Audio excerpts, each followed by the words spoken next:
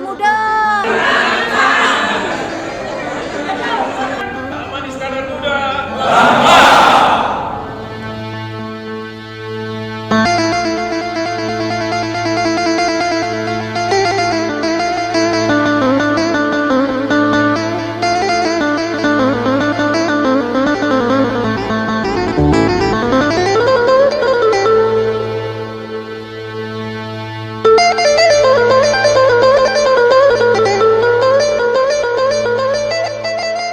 Assalamualaikum warahmatullahi wabarakatuh. Alhamdulillahirabbil alamin wassalatu wassalamu ala asyrafil anbiya'i wal mursalin wa ala alihi wa sahbihi ajma'in. Amma ba'du. Para alim ulama, tokoh-tokoh Aceh, bapak-bapak, ibu-ibu sekalian yang dirahmati dan dimuliakan Allah. Kami bersyukur sekali pada malam hari ini bisa bersama dengan bapak-bapak, ibu-ibu sekalian. Paling tidak ada 4 hal yang kami rasakan. Pertama, kami bisa bersama dengan bapak-bapak, ibu-ibu sekalian dari Aceh. Kita yang di perantauan ini, yang cinta kepada rakyat Aceh, yang menjadi Islami Mekah, yang kuat dengan Islamnya. Kami bersyukur bisa berada bersama bapak-bapak, ibu-ibu sekalian. Yang kedua, kami juga sangat bersyukur pada Allah Subhanahu wa taala pada malam hari ini. Terima kasih khususnya pada Shoful Bait bisa berada dan bersama bapak-bapak di tempat yang mulia ini, di jantungnya ibu kota, di jantungnya pemerintahan. Dan kami juga bersyukur pada Allah Subhanahu wa taala ini juga terjadi di bulan Ramadan, bulan yang berberkah. Dan juga kami juga bersyukur kepada Allah Subhanahu wa taala karena malam ini juga malam-malam ini adalah malam nuzulul Quran. Bapak-bapak, ibu-ibu sekalian yang dirahmati Allah, dengan adanya Al-Quran, bahasa Arab itu terjaga, digunakan. Jadi dengan adanya Al-Quran ini bahasa yang digunakan. Ustadz bicara bahasa Arab atau bahasa Arab yang ada ini yang sekarang digunakan itu sama dengan bahasa Arab 1400 tahun yang lalu. Nggak ada di dunia ini satu bahasa yang 1000 tahun yang lalu masih digunakan. Ada negara Yunani sekarang, bahasa yang digunakan oleh orang Yunani sekarang ini, kalau disodorkan kepada mereka karya-karya filsafat Aristoteles, Plato, mereka juga nggak paham. Bahasanya udah sangat berbeda. Jangankan yang dulu sebelum Nabi Isa lahir, di kita sendiri pun dengan ejaan yang disempurnakan yang mulai berlaku tahun 72, bahasa yang 50 tahun yang lalu saja, 60 tahun yang lalu itu sudah beda penulisannya dan lain sebagainya. Dulu sempat bahasa Latin menjadi lingua franca, sekarang nggak ada lagi yang menggunakan. Jadi tinggal bahasa Arab, yang itu juga disebabkan nggak lepas daripada pengaruh Al-Quran dan tentunya hadis. Artinya kita ini umat Islam berbicara dengan bahasa Arab itu kita menggunakan bahasa 1400 tahun yang lalu, bahasa kuno.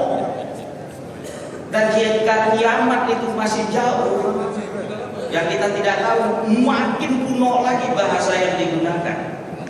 Ini adalah sesuatu luar biasa yang Allah turunkan. Ini udah begitu jelas, karena nggak ada mau peradaban lain, agama lain nggak ada. Itu contoh yang begitu jelas bagi kita sekarang saat ini. Bapak-bapak, ibu-ibu sekalian yang dirahmati Allah, begitu juga dulu ketika Al-Quran itu turun pada orang Arab, Allah menyebutkan memang sama dengan bahasa Arab yang ada pada saat itu. Tapi orang Arab sendiri itu bingung. Dengan turunnya Al-Quran ini mereka aneh. Ada rasa yang tidak sesuai juga dengan budaya mereka. Jadi biarpun bahasa Arab belum tentu juga sesuai dengan budaya mereka. Maka Rasulullah SAW dibilang orang gila atau tukang sihir lah, atau penyair lah. Tapi Al-Quran ini bukan. Wa ma huwa biqauli syair, ini bukan puisi. Memang ada seperti rimanya, ada sama-sama di belakang, tapi ini bukan puisi. Wa ma huwa biqauli syair. Oh ini alif lam mim, ini bukan seperti abrakadabra simsalabim. Wa ma huwa biqauli kahin, ini juga bukan perkataannya bukan dukun. Ini Nabi, ini Muhammad ini seperti orang gila. Wa ma anta bi ni'mati rabbika bimajnun. Jadi para pujangga Arab saja waktu itu, karena sastra Arab juga waktu itu lumayan tinggi, banyak penyair dan sebagainya. Tapi ketika Al-Quran ini turun dan mereka mendengar itu, mereka mengakui ini lain yang kita nggak dengar sebelumnya. Laisa kalam bashar, ini bukan perkataan manusia, karena memang innahu tanzil min rabbil alamin, karena memang ini adalah diturunkan dari Allah, pemilik semesta alam. Ini adalah kalamullah, bukan kalam bashar. Enggak sama dia dengan karya apapun. Mana ada buku, ibarat kalau dikatakan ini sama dengan buku, mana ada yang dihafal jutaan orang, anak-anak kecil. Saya pernah lihat video lomba musabaqah hifdzil Quran, lomba hafal Quran. 2 syaratnya. Pertama, syaratnya harus hafal 30 juz. Yang kedua, usianya nggak boleh lebih dari 7 tahun. Jadi anak-anak kecil dikumpulkan dari seluruh dunia, itu ada dari Cina, dari Rusia, dan sebagainya. Ada yang tua usianya 7 tahun, hafalannya itu 30 juz. Nah, ada di dunia ini yang dihafal jutaan orang, ya. Orang kalau dibaca bisa sampai nangis. Mana ada karya seperti begitu? Buku apa? Yang ada satu undang-undang yang nggak sama, dia ada salah ketik lah, ada yang diperbaikin lah, ada yang dilakukan JR, judicial review, ada macam-macam. Ada seperti Al-Quran. Dia beda, karena memang ini adalah wahyu yang Allah turunkan. Bapak-bapak yang bagus sekalian dan dirahmati Allah. Untuk membuktikan kenabian seperti Nabi Musa dengan tongkat, Nabi Ibrahim dibakar tidak terbakar. Ya nah, wahai api kuni barda wa salama ala Ibrahim. Jadi karena tidak mudah jadi nabi, orang percaya bagaimana, kan harus ada bukti. Mintalah bukti yang supranatural. Itulah seperti terjadinya kepada Nabi Musa dengan tongkatnya, Nabi Isa dengan mukjizatnya, dan nabi-nabi yang lainnya. Rasulullah SAW juga di dalam surat Al-Isra ayat 90 sampai 93, orang Quraisy juga minta kalau betul jadi nabi, diminta oleh orang Quraisy itu, ya, munculkan mata air dari bumi. Atau kalau nggak bisa, kemudian diminta supaya alirkan air, buatlah kebun kurma atau kebun anggur yang ada. Atau kalau nggak bisa juga, kan katanya idas sama unsyaqqat, kalau langit itu terbelah, tunjukkan kalau langit itu bisa jatuh menjadi serpihan yang tajam, pecahan-pecahan menjadi keping-keping yang ada. Atau tunjukkan kalau engkau Muhammad itu bisa naik pakai tangga ke langit. Nah, ibaratnya diminta bukti-bukti supranatural kepada Muhammad kalau betul jadi nabi. Atau buatlah rumah, ya, itu yang sangat indah, rumah dari emas. Itu permintaan. Atau ketemukan kami sama Allah dengan para malaikat. Begitulah kira-kira permintaan yang untuk menunjukkan satu kekuatan kalau betul jadi nabi. Dan Rasulullah SAW itu menjawab, ya, adalah sebagai seorang rasul, sebagai seorang manusia yang Allah turunkan kepada Rasulullah SAW. Kalau mukjizat yang ada pada Nabi Musa, orang yang menyaksikan pada saat itu percaya itu tongkat itu bisa menjadi ular. Orang yang menyaksikan pada saat itu, atau orang muslim yang beriman pada saat itu. Dan tentu kita juga mempercayai itu sebagai adalah mukjizat. Mukjizat ini artinya adalah sesuatu yang mukjiz. Ajazai mukjiz itu yang mengalahkan, tidak ada yang bisa menandingi, tidak tertandingi. Jadi tidak ada yang bisa menandingi tongkatnya Nabi Musa ketika dengan para sihir begitu. Al-Quran ini adalah mukjizat yang Allah turunkan kepada Rasulullah SAW sebagai bukti kenabian daripada Rasulullah SAW. Rasul seorang ummi, nggak tahu baca, nggak tahu tulis, tapi ada seperti Al-Quran ini. Nggak mungkin ini dikarang oleh Nabi. Tahu tentang cerita masa lalu atau masa depan yang itu juga terjadi. Ketika surat Lahab turun, tabat yada abi lahabin wa tab, celaka dua tangan Abu Lahab. Abu Lahabnya masih hidup, ayatnya turun. Fakta sejarah, minimal itu sekitar 7 tahun setelah turunnya ayat ini baru Abu Lahab itu mati. Kalau tak 10 tahun, artinya apa? Celaka kedua tangan Abu Lahab. Ayatnya udah turun ini, dan dibaca oleh orang-orang Arab pada saat itu. Abu Lahab juga tahu, wah ini dia dicaci juga di mana-mana orang baca surat itu kan, dalam sholat dan sebagainya. Dan memang faktanya Abu Lahab itu mati di dalam buku surat. Artinya apa? Apa yang disebutkan di dalam Al-Quran benar. Memang Abu Lahab celaka sampai matinya celaka. Maka dalam waktu 23 tahun berubah kondisi orang Arab itu, bahkan dampaknya pun sampai ke Nusantara ini berubah, kita menjadi mayoritas umat Islam.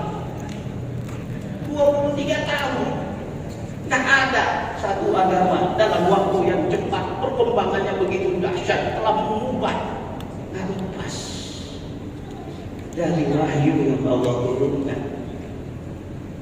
Bandingkan dengan kita, kondisinya 77 tahun, 80 tahun, 100 tahun pun belum tahu kita sampai kemana itu.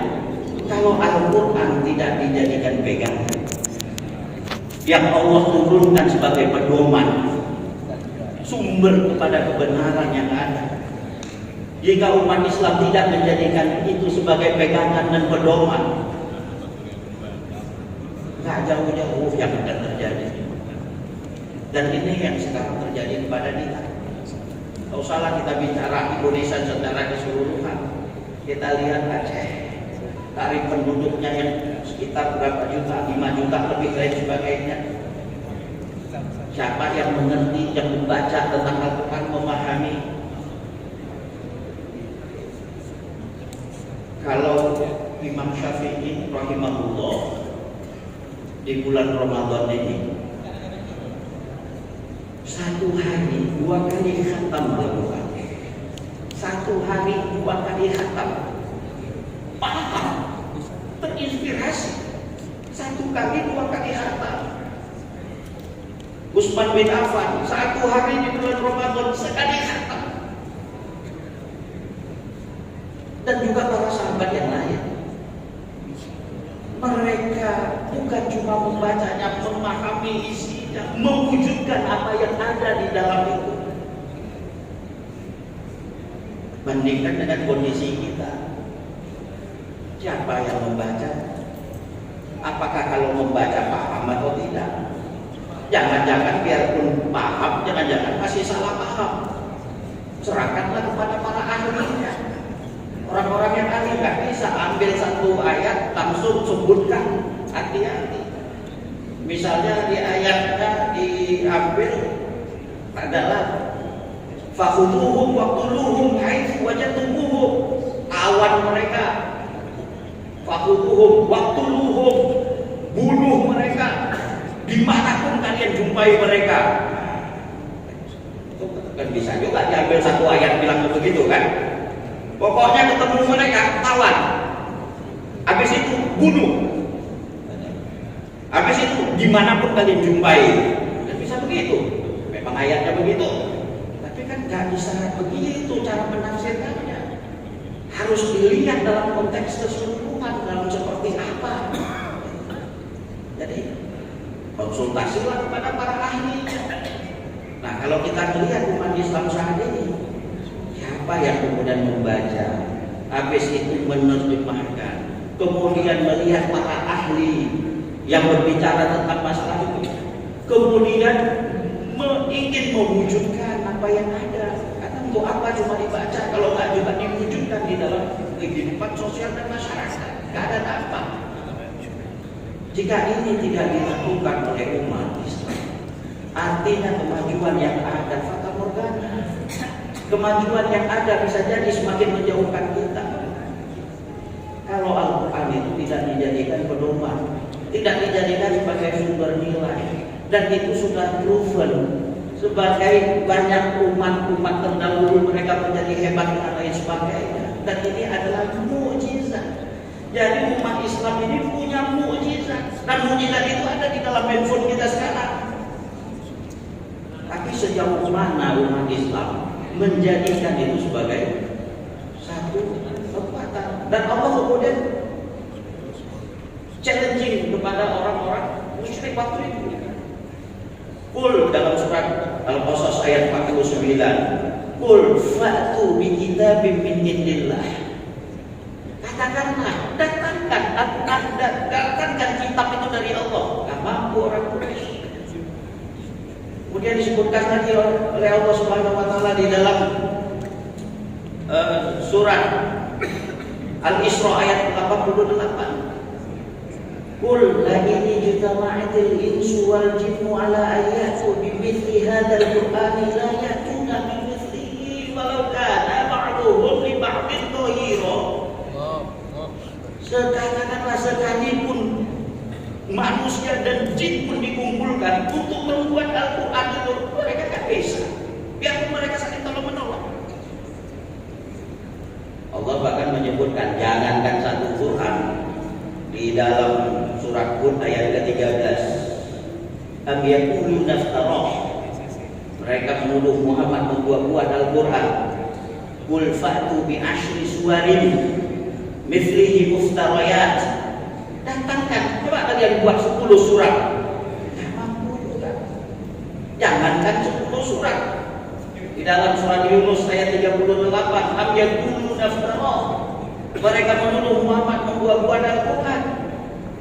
Qul fa'tu bi suratin mithlih. Katakanlah, datangkannya satu surat. Tidak mampu juga. Jadi memang ini adalah anugerah yang Allah berikan. Ini mukjizat yang akan berlaku sepanjang zaman sampai hari kiamat. Kalau tongkatnya Nabi Musa sudah habis masa kadaluarsanya ketika digunakan saat itu sekali, selesai.